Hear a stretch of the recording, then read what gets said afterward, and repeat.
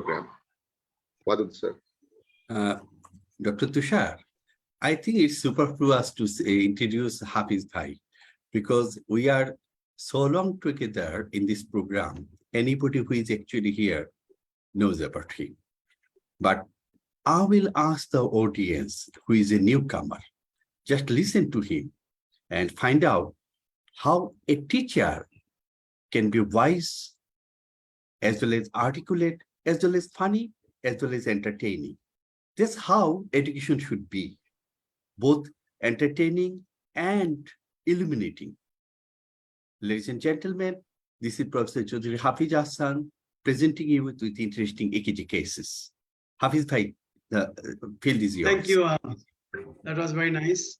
So 54-year-old coming with palpitation. So Sir. I have actually yeah. Sir, can you hear the full screen, because it's coming, full screen is not coming. Yeah. So I tell my residents and fellows now that to simplify this. So this is a tachycardia, narrow complex, and 54-year-old coming with palpitation, narrow complex tachycardia, but it is irregular, and the heart rate is in 170, 180. Any suggestion? But I think we have less participants, so I'll move on. So this is the differential of narrow complex tachycardia. Can it be AVRT, atrial tachycardia, atrial flutter with a fixed block? But the rate is too high, and if we gave adenosine and it resolved, and we diagnosed this as AV nodal re-entry tachycardia. I will request the faculty to hold your question, because I'm going to show you a few of this. 70-year-old with this rhythm. I usually look at this way, that is it tachycardia or bradycardia?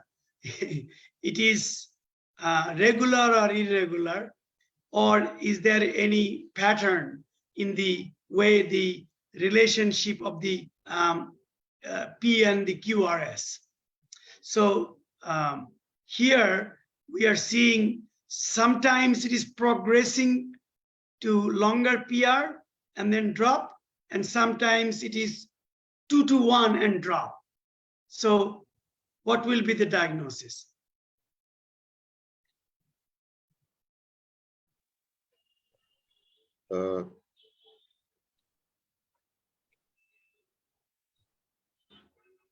Sir, so as you have yeah. already pointed out the P waves, so it seems that there is, to me, it seems to be Mobis type 1 second degree heart block. That means it is Mobis type 1, and no need of pacemaker.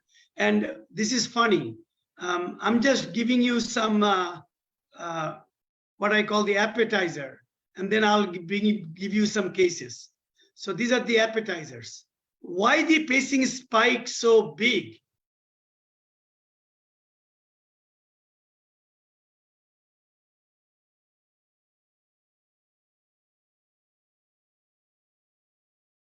Yep. Sometimes we see the pacing spikes big in temporary wear, and then this is the AV pace though, and this is the epicardial pacer wear following cabbage. So that's why this is big. Now, sometimes we get challenges with artifacts, how you are going to sort it out. And so the same thing, is it normal rate or abnormal rate, tachycardia or bradycardia? But I would request you that always measure the RR interval and find out a lead where it is little better than the other leads where there are more artifacts. Artifacts can be due to hypothermia, patient motion, the skin contact, could be Parkinson's, and then could be device therapy. Sometimes we see that in devices from the heart failure. Here, you can look at the lead 3, that the P wave can be identified. So this is basically sinus rhythm. Computer got fooled and it read it as atrial fibrillation. The reason I'm showing you, because if we don't confirm atrial fibrillation, we can be misguided, because there are a lot of therapeutic implications and anxiety over this. So, and the best way to sort it out, just get a clean EKG. But if the RR interval is regular, which is the case here, then you also make sure that you're not fooled by the computer reading. Now, what is the diagnosis here? 75-year-old with cough, fever, congestion, and the heart rate, ventricular rate is magic number 148.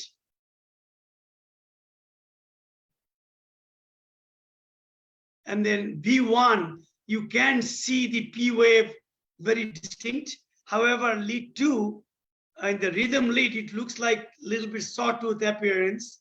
So we called it atrial flutter, but you can give a differential with atrial tach. And I don't know, Rafiq Bhai, are you here? Are you okay with the atrial flutter here? Or Yeah, atrial tach? Yeah, the other one is atrial flutter. Yeah. Sir, Rafiq sir, Rafiq sir, Yes. একটা ব্যাপারে sir একটা there's a question. Though the lead 2-3 AVF there is sort of appearance, but if you look at lead V1, the morphology of the P are quite clear and distinct. So in case of atrial flutter, as we know, it's a macro reentry. So the apparent atrial activity is quite wide. But here the V1, the P's are much more narrower and clean cut. Can it happen? Yeah, with atrial flutter in lead V1, you can find a discrete P wave. That's not uncommon. But if you look And at then- lead 2, it's very, very clear that this is flutter. Right. And then I'm not going into the details, the typical flutter, atypical flutter, the clockwise, anti-clockwise. Sometimes it can be confusing, but I give you a very general cardiology 2 cents, that typical flutter using the ITMAS and the right-sided, but everything else is left-sided, atypical. And then clockwise, anti-clockwise is how the macro reentry get the depolarization. So this is interesting EKG for many reasons. 43-year-old, okay, so 43-year-old coming with this, and the ER emergency room was concerned about STEMI. So what is your comment?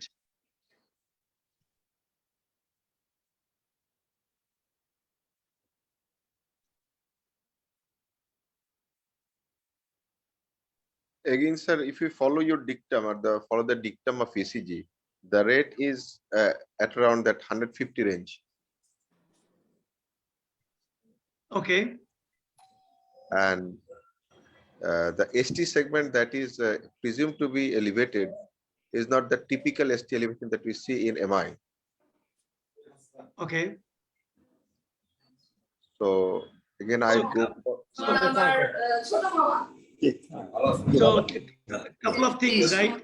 The tachycardia and regular tachycardia, but if you look at the early depolarization, it is very narrow. So this is not falls into like wide complex tachycardia, is narrow complex. And if you look at lead 1, is I think you can say that there is P wave and it's probably sinus tachycardia. The bigger challenge, and that can be explained by the patient's clinical context, that fever and immunocompromised host. But the bigger problem is that there is also this ST elevation, that is shoulder down ST elevation, and sick patients in COVID time, we have seen this time and again, that the acidosis, hyperkalemia, hypoxia, pushing the ST segment and giving this mimic of ST elevation. So this is not the typical, what we call the type 1 ST elevation MI. And people get worried and also can be fooled and then unnecessarily telling the family. And I also told the ER that you need to address the futility of care because of the metastatic breast cancer. Patient is pretty sick, hypoxic, and then respiratory issues. So we did not do anything. What about hyperkalemia? We suspected potassium was 5.5 and the acidosis. She died later on. So we did not do anything for this patient. So now the cases. 57-year-old, history of reflux, presented with substernal chest pain. And this EKG. This is, I was waiting. So, you know, in the restaurant in the US, sometimes they call you that catch of the day. So that means the fish that is they got on the day, they cook for you, like the Hilsa restaurant in Bangladesh near the Padma Bridge. So Padma Bridge এর কাছে একটা ইয়ে আছে না, ওইখানে fresh খাবার দেয়। তা আমি ওটা ওয়েট করতেছিলাম যে আজকে কি হঠাৎ করে উইকেন্ডে পরপর কেসগুলো ওইগুলোই আমি দিচ্ছি। এটা আমাদের উইকেন্ডের কেস, ফ্রাইডে নাইট। এটা হলো যে chest pain. What to do? I'll do a posterior EKG. So inferior leads does not have any ST elevation. So will you call it a STEMI and take it to the cath lab, or you'll call it non-STEMI and then do this cath on Monday? I'll be going for posterior lead. And actually, patient has having active chest pain, V1 through V3, the ST depression is C and slight upright T. That's highly suspicious for posterior STEMI. So this is why this is what you got. So we put the leads V7, V8, V9. Yes. He is there. He's posterior, Mike. So, okay. But I also suspect there is RV infection. Okay. Inferior is isolated posterior is rare, probably 3 to 4% isolated posterior. But the posterior with inferior is not uncommon. Could be anywhere between 20 to 30%. And yes, it can be RV, and hypotension can be a big problem. So I should not ask this because Rafiq Bhai will not like that we talk about angio, but this is a common problem that don't be fooled by this, because that was a CONAS branch, but the RCA. So culprit, Mid RCA. but sometimes we get this algorithm for the EKG that RCA versus CERT. But if it is isolated posterior, then what is the culprit? So I'm going back, showing you this.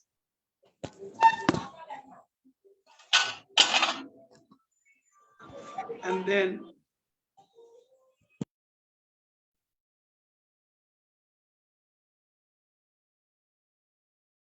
now what is the culprit?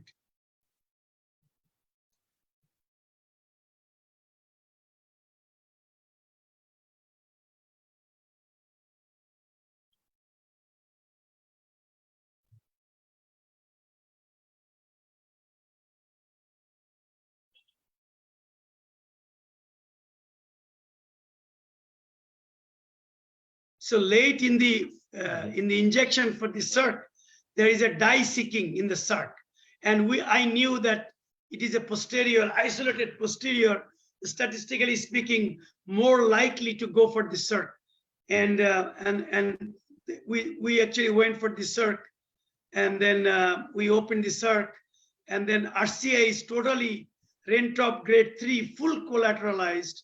So we did not go after this, and then we'll bring back and assess the LAD, and then think about LAD RCA cabbage versus just LAD PCI, and take the collateral to the RCA, or the LAD, and then a third setting, we'll think about CTO of the RCA if there is significant ischemia in that territory. But for now, patient is doing okay with the intervention of the circ. So 2-3 AVF ST elevation, and then the ST depression in the precordial leads. But when there is circumflex involved, then we usually observe lead 1 AVL depression, and V5, V6 usually not showing ST elevation. But when there is the V5, V6 ST elevations and lead 1 and AVL, most likely RCA, and particularly if the ST elevation is noticeable in the, this is the algorithm. So ST elevation is more in lead 3, and lead 1 and AVL, if it is yes, then it is most likely RCA. Now, in this report, they said sensitivity and specificity. Look at the specificity, 71%. There is actually a Chinese study that looked with the criteria, the specificity fell further. So almost like toss up that what is the culprit. So EKG helps you for the culprit, but it is not a really a Bible type rule book. I care more about the clinical condition of the patient. Is the patient hypotensive? And is there a big RV infarct? Because prognostically, RV infarct will make a difference, because patient hypotension, RV infarct, patient may not long-term do that well compared to just without RV infarct. Okay, so Hafiz bhai, yeah. may I have a question here? Yeah. Because these are the you already have the specificity and the sensitivity of the ECG for television, especially for LCX and RCA, that is there. But at the same time, it is true that when you will have a CTO RCA with Renthrop grade 3 or grade 2 collaterals are there, and when you are seeing that acute occlusion of the LCX, so not all the time the ECGs will tell the same story here, because sometimes you see even the LAD is getting occluded, but you are seeing that the ST elevation in the 2-3 AVF or subtotal occlusion or a little bit TIMI2 flow in the LAD, but as there was CTO RCA, or it's behaving like the inferior MI sometimes. So it's a mixture of the things, and that's why the ECG is not that much sensitive for that one. And because the collaterals, I think, is a factor here, because these collaterals are not getting enough flow, which they were getting before, and that's why it's a mixed up thing, isn't it? Yeah. So maybe the RCA and also the LCX both can be involved here. We actually, that is actually Wadud's favorite thing, that if it is a wraparound LAD versus CTO of the RCA, sometimes you see the EKG changes. And if you look at the study, EKG studies, the sensitivity goes higher, but the specificity may fall, you know. But good thing is that, and this is I tell the fellows, you need to know the EKG, and in the context of the EKG and clinical presentation, when there is a multi-vessel involvement, you need to figure out which one is the culprit. Because, for example, if I went after that RCA without giving much thought, I probably would be spending, you know, CTO hours and not much help. But I went after the circ. It was difficult, but I used the, you know, the over-the-wire balloon and that. But it was okay. Patient is doing great, actually. I just rounded early, and patient is doing fine. So this is another example. Another just a tricky question is here. A very small question is here. You have told that if it were not a stimulation or is a suspicious thing, that whether you are not understanding whether it's a stimulation or not, or maybe the first ECG when you have shown without the posterior, the right one, and then it's a non-HTMI, and you will wait till Monday. But if it is a high-risk patient with non-HTMI, then why it is till Monday? That is also a class 1 recommendation to go for the initial one. That's it. That's out of ECG. I'm asking that one also. Okay, so by the way, that was a joke. That Monday, Okay. because that usually people do. They usually try. This is a good point that you got on that comment, but that was a joke, Saidul, because ongoing chest pain and ST depression, there is no such thing called cool off, chill out. It does not work that way. And Deepak Bhatt did this crusade, and then we have the National Registry for Myocardial Infarction, that the longer you wait, it is actually bad. So if you go within 48 hours, then it is better than waiting for too long. Now, thankfully, Deepak Bhatt did not do an analysis for within 6 hours. Then we would be all the time in the hospital. But because earlier is better, that's the whole theme.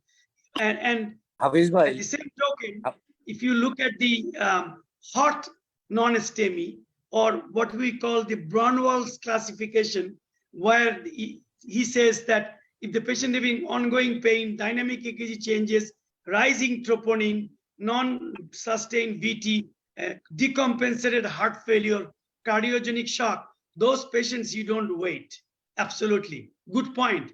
I actually was making fun that don't wait for Monday. I meant, yeah. Hello. এটা হচ্ছে সাইদুর ভাই যে কোশ্চেনটা raise করেছে আসলে first of all it is ACS first impression it is acute coronary syndrome আপনি যদি confirm না হন যে it is true posterior AMI then next thought will come forward it might be case of নন-HTMI that's why he raise the question আপনি কেন সোমবার পর্যন্ত অপেক্ষা করবেন আসলে তা না আসলে হচ্ছে it is acute coronary syndrome most likely true posterior AMI কিন্তু যদি সেকেন্ড থট না থাকে you should go for repeat ECG and posterior extension আছে কিনা দেখবো তারপরে যদি না হয় by this time troponin result চলে আসবে then I can make it যে আমি আসলে আমি কোন দিকে আগাবো অবভিয়াসলি প্রাইমারি পিসিআই অবজারভেশনে আমাকে থাকতে হবে আর না হলে আর্লি ইনভেসিভ স্টাডিতে যাইতে হবে এটাই হচ্ছে আমার মনে হয় অ্যাপ্রোচটা হওয়া উচিত ছিল and if you leave it for next day, also not good, because you fail to recognize the true posterior ST elevation MI.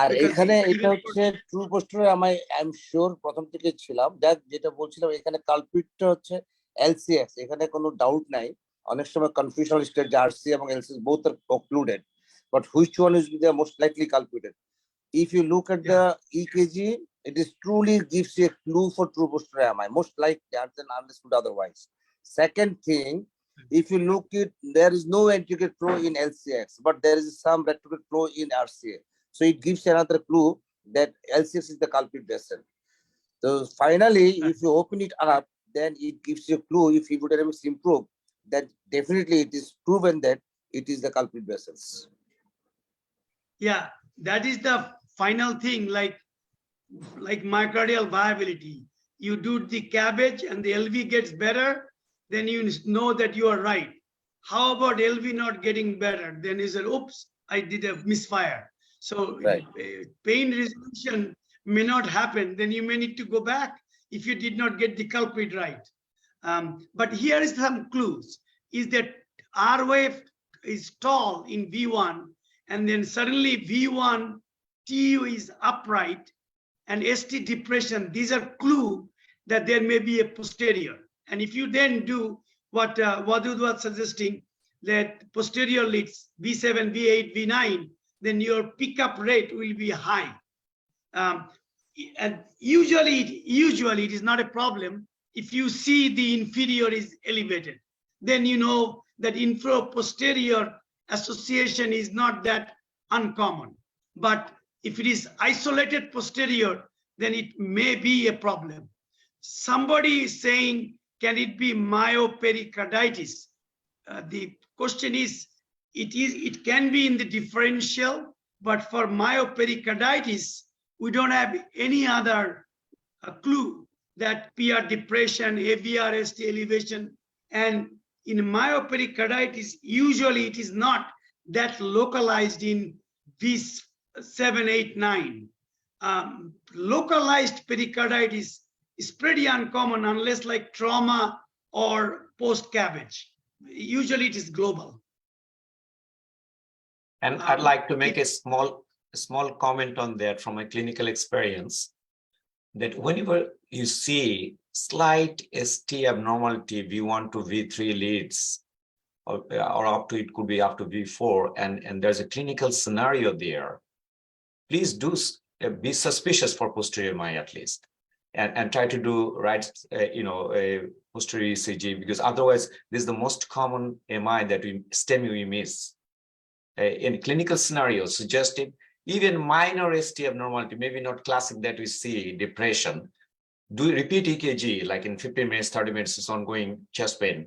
Highly be suspicious for posterior MI. Thank you, Aziz Bhai. Happy to clarify a question answer, Aziz Bhai. And I don't want to say another thing.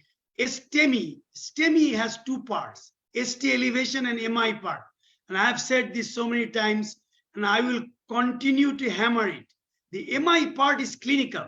If the MI part, the clinical part is overwhelming, don't look at the EKG too much.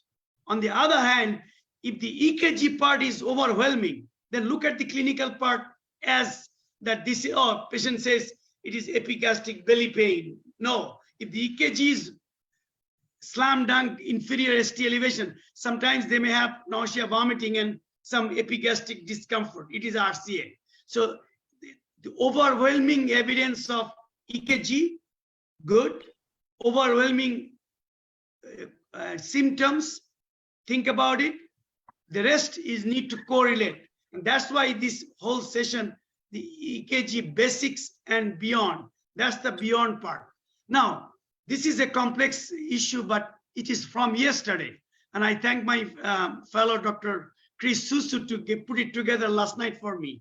So now, Rafiq Bhai, you know how I get the cases. So this was my case yesterday.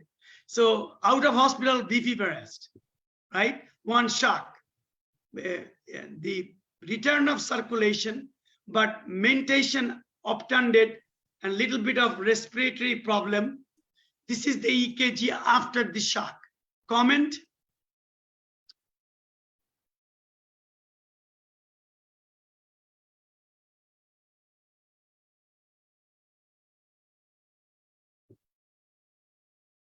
ST elevationটা কিন্তু widespread.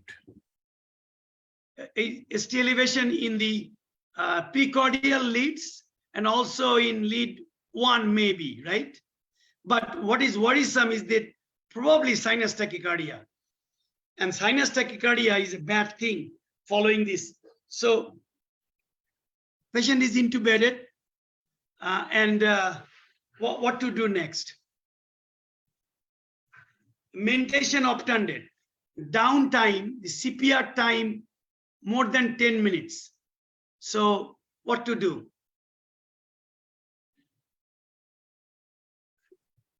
You have a class 1 recommendation for this patient to go for the cath, no doubt about it. Okay, so what in the class 1 recommendation, what in the assessment that would be less compelling to go to the cath lab, less compelling, like you assess the more the cardiogenic shock, the patient age more than 75, pH 6.9 or 7.1, high lactate, patient has malignancy and metastatic diseases. Hafiz bhai, you are putting down the other things later. Then why you are asking this? No. But what I'm saying, first of all, when there is an intubation and out of hospital cardiac arrest, the door to balloon time is not demanded. The patient also had a fall and has a suboccipital area swollen, localized hematoma, and maybe one fracture. So that is the scenario. And then mentation obtunded, that is not prohibited, because actually Ahsan Bhai from Delaware, he published that in the STEMI situation, regardless of the mentation, you should go. For the non-ST elevation, maybe you can buy time. And now recent publication with the non-STEMI, they said that you probably be better off evaluate further. Cardiogenic shock is a problem, particularly in the elderly, but that is a different thing. This patient did not have shock and blood gas was not bad, CPR 10 minutes, and patient has history of previous coronary intervention, stents in the past, and that's all we know from the wife. So what we did the story doesn't end here. We did a quick CT on the way to the cath lab, and CT was negative for intracranial bleed. I worry about interparenchymal bleed or subarachnoid hemorrhage, etc. Not like a little external hematoma, because we give blood thinner, and if there is an issue, we can tackle that. So this is what we found in the anticipating problem. I went from the groin, and then you can see that a vessel is missing, which is the LAD and the RCA. And it looks like there is RCA stent. RCA stent is patent. So now, and this brings back the question of EKG and how much importance you give to the EKG.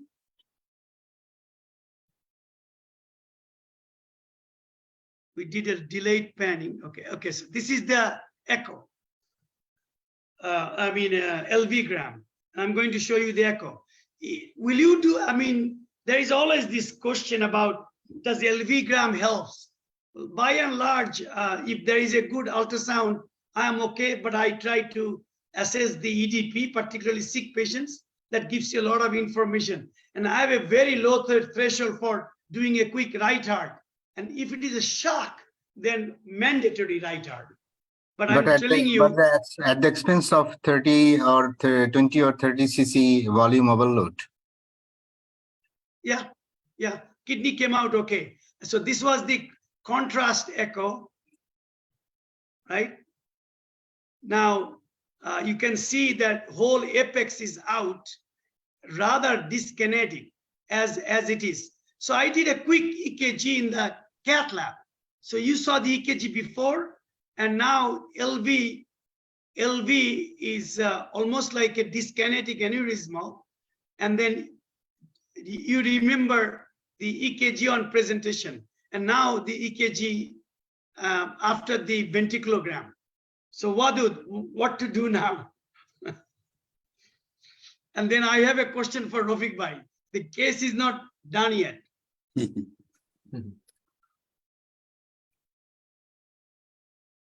So I was wondering that what is the substrate for the VFib? We don't know much. Was he having pain?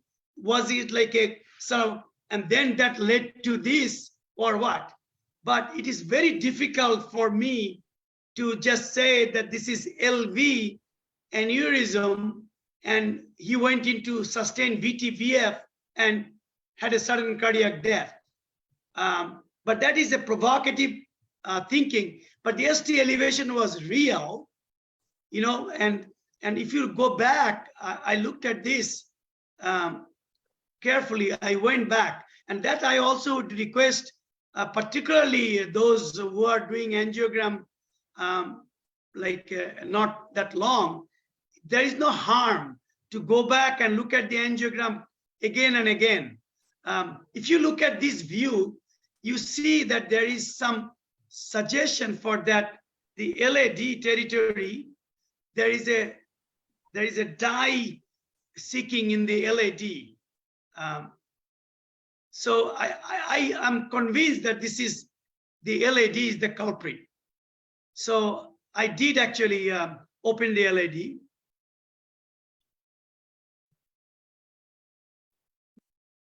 And I did the IVAS and etc. And then optimized stent inflation, which is probably one of the reasons. He has a previous stenting in LED, isn't it? Yeah, yeah. So that's why I did the IVAS and then dilated more. And then my question now is that good enough? I don't know, Rafiq Bhai is here because it is a primary VF. You take care of the LAD and then you call it a day, optimal medical therapy. He's still intubated. His mentation is getting better. We are working on his vent setting, and we may be able to extubate, if not today, tomorrow. Although he has a little bit of fever now. I have one Aziz Bhai? question I have that, when you see the second EKG that you did in the cath lab is queued out everywhere, right? In order to form like total Q wave, it takes time. So what's the time frame when you had cardiac arrest? It was pretty quick that you did the hard cath in between. Probably we don't 45 minutes. Yeah, the main concern right now, the Q waves that, so the Q wave, so there's old, I think before the event happened, where the patient has already aneurysm there, because it's already Q wave already formed there, so it has to be like 36 hours, around like 48 to 36 hours that we see normally total Q wave form and persistent ST elevation. So the Q wave, the Q wave part, let me. Yeah, I can do the first one. So look at the first one, right? Do you think there is Q wave in the first one? V1 to V3. Yeah, there is Q wave. So it is not a new Q. ST elevation is disproportionate. It looks like acute. Yes, that is correct. Aneurysm do not have that type of elevation. And one of the reasons that normally if the ST segment get better, then you think, oh, is there any reperfusion happen? But I have the angiogram, I have the ventriculogram, and I have the repeat EKG. Actually, the ST segment got better, actually made me worried that this is not LV aneurysm. Because if it is LV aneurysm, it will be persistent. With the but Hafiz Bhai, the first EKG was in a tachycardic state. And the second one is in a normal sinus state and in a normal. So in a tachycardic stage, in these sort of patients where a previous MI is there, and within 45 minutes he has come, and by these 45 minutes patient has an cardiac arrest only for the occlusion of the LED. It may be the arrhythmogenic scars there. In the LED territory, it may happen also. It may be one of the causes there. Okay, so I don't know everybody followed what you said, but I'm just re-emphasizing what you are saying. Post cardiac arrest or in an acute cardiac event, the tachycardia and the double product like the heart rate and afterload high can give you dyskinetic segment worse and make the ST segment worse looking. When all these settle, that may got better. But what is important here, that the better means that it is not LV aneurysm alone that can explain this. So I thought that there may be some reason that I should go after. And the dye seeking, the acuteness, all these, it is difficult for me not to open the artery. And how much time you needed to open the artery? How much time? Was it difficult to open the artery? Yeah, I had to go over the wire balloon and cross a couple of wires, but we got it reasonably good. Our average time, because we maintained the record. So no, I'm telling that whether it is softish plaques were there or it was really. something like No, after the occluded segment. After the occluded In segment, LAD? I had to cross. Yeah. So that's probably the reason why it closed. But overall, maybe 35, 40 minutes. But the next case, which I'm not showing, was an RCA that took me about 2 hours for 4 stents. But anyway, my question to Rafiq Bhai, I don't know Rafiq Bhai is here. Is it okay to call it a day and not put an ICD? Or you still think that we should put an ICD? If the patient wakes up and there is a meaningful recovery, then before going home, will you be okay? Should you not wait for some time, 40 days before you decide? That is otherwise cases. But this case already had a previous MI, previous, yeah, exactly. The question So, right now, that's fundamental question comes here, the same question, that if you think that VFib arrest happened with acute event, acute occlusive event, then you have to wait. If you think that the VFib happened from the scar, then you need to put it. That's the fundamental question we need to answer here. That's why I have asked this question. Yes. So I have raised this question. So I gave you all the data. What is your answer? Very difficult. So Hafiz bhai, there is a gray zone discussed- here. There is a gray zone here. So we have to Yeah. wait and see. I think we can wait. At least we can, if you have a high suspicion, at least you can do the vest for now and see and how he does. That would be my answer. So I'm thinking about that at least we give a live vest. This is a wearable jacket for sustained VTVF as a protection, but and we are calling it VF with the MI, then I think there is justification. But for secondary VF, secondary prevention, the live vest is not the recommendation, then ICD is the recommendation. But I'm going to show the next case and then maybe we'll call it a day. This is everybody agrees that this is tachycardia, white complex tachycardia. Yeah. And question is it VT or is it SVT with aberration or paste or the differential of white complex tachycardia? So this patient had sustained, then shocked, and this is the story. 22-year-old and has myotonic dystrophy, and then gave amio. QT was a little bit prolonged, but after this, patient went into a VT storm, refractory VT, shocked, amio. Then we became a headless chicken, lidocaine.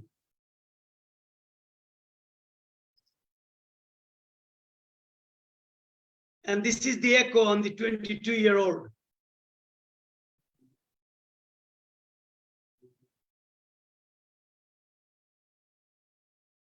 So RV is not dilated, LV clearly is significantly decreased.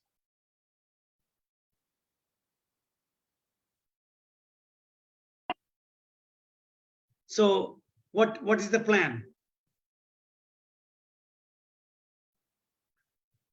So there is a good review if anybody wants to. Arbustini is the cardiomyopathy guru.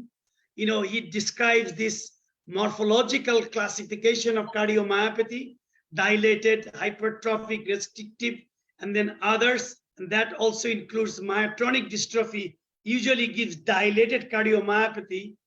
And there is a variety of clinical manifestations, and the prognosis can be bad.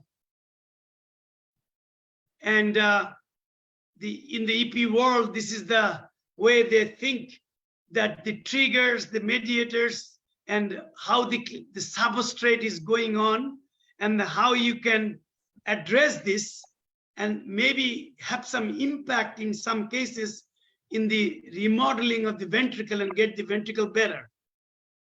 But for the sake of time, I want to tell you that what we did in our patient. Let me show you the EKG. And where is that? Okay, Previous so one. any idea that what kind of VT it is? So like any refractory VT, you know, in the adult world, we worry about scar, aneurysm.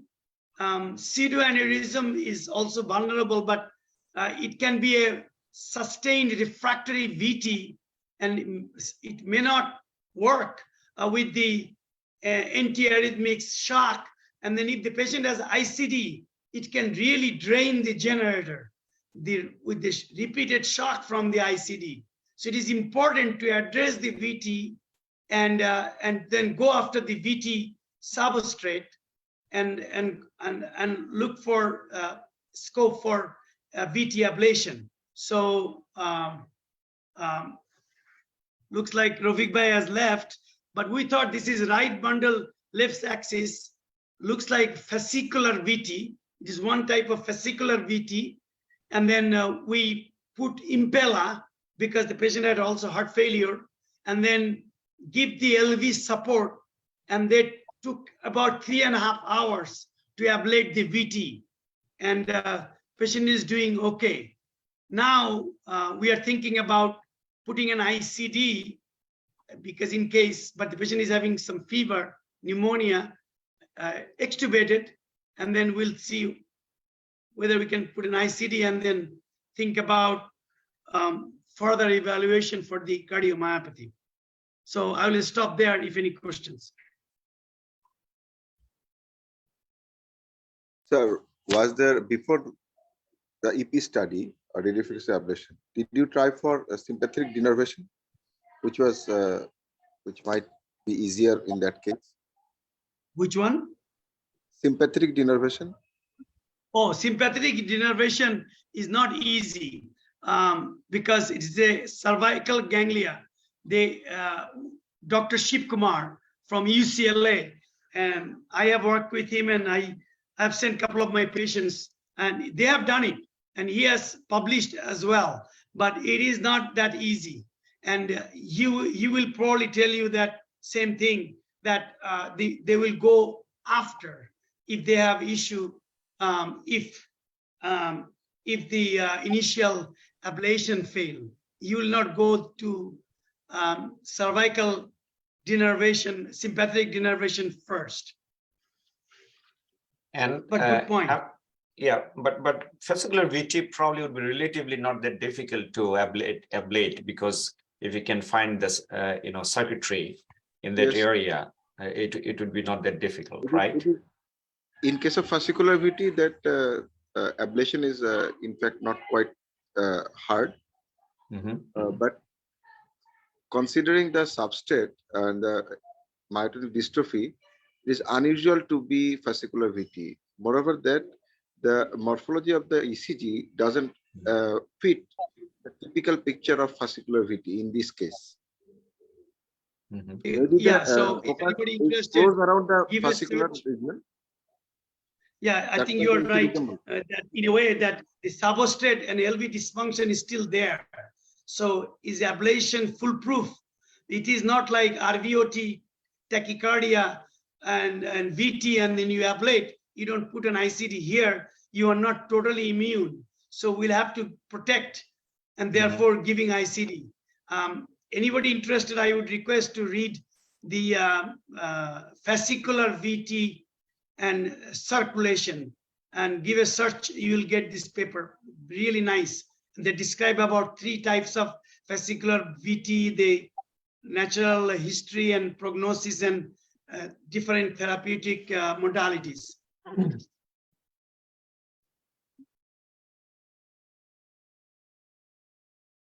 All right. Thank you all. Wadud sir, I'd like to request Professor Abdullah Choudhury sir. Now, Jamil Bhai, will you make some comment? Jamil Bhai is here. Yes, sir.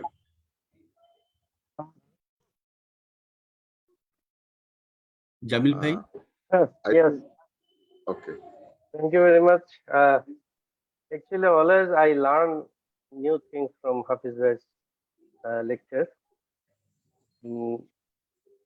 Always his varieties of issues are excellent. all are teaching form of ECG. Very interesting. Thank you, Hafiz bhai. Thank you. Thank you. It is always a privilege.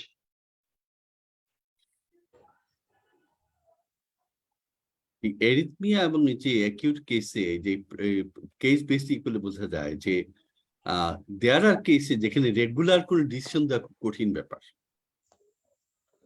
Sir, sir, there are two. They want to ask some question to sir.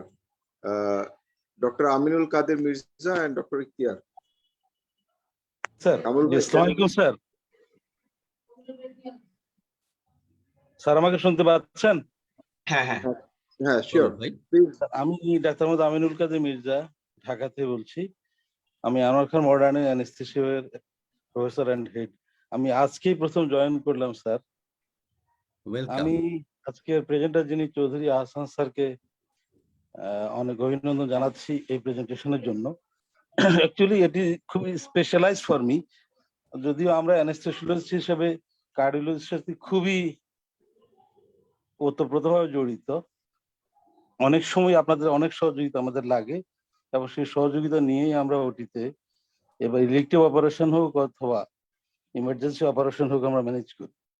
আমার একটা প্রশ্ন ছিল শুধু যে আজকে যতগুলো case presentation আপনি করেছেন, আমি চৌধুরী আহসান স্যারকে জিজ্ঞেস করছি, এর মধ্যে অধিকাংশই মেল, একজন শুধু ফিমেল 43 বছর বয়স্ক। তো আসলে ইনসিডেন্সটা কি আসলে এরকমই ওখানে? আমি আপনার ইউএস এর হিসেবে বলছি, নাকি আসলে এটা আপনি র্যান্ডমলি সিলেক্ট করে আজকে প্রেজেন্টেশনটা করেছেন স্যার? ও জেন্ডার? জি স্যার, এটা একদম শুধু ফিমেল, বাকিরা সবাই মেল। আচ্ছা, না আমি জেন্ডার হিসেবে সিলেক্ট করি নাই। আমাদের ফ্রাইডেতে স্যাটারডেতে যে দুই কেসগুলো আসছে এইটাই, শুধু যে মায়োট্রনিক ডিস্ট্রফি ওটা আমাদের লাস্ট মানে ইয়ার কেস, গত সপ্তাহের কেস। আর এটা আমি এই উইকেন্ডের কেস। আমি অ্যাকচুয়ালি আসলে আমাদের ফেলো এগুলো কম্পাইল করছি। আমি বলে দিছি যে এটা কোনো সিলেকশন বায়াস না। আর আমাদের কেস ওরকম আসে না যে শুধু ছেলেরাই আসতেছে, মানে মেয়েদেরও আছে। Thank you sir, thank you sir, অনেক ধন্যবাদ স্যার।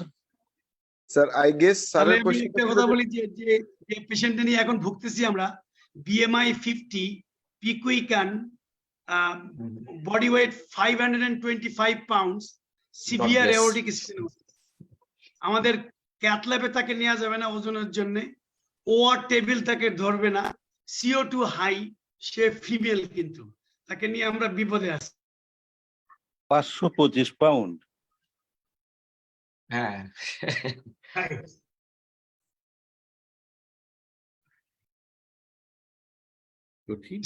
সবাইকে তাহলে ধন্যবাদ। Thank you. জি অনেক ধন্যবাদ, অনেক ধন্যবাদ। Thank you. Thank you.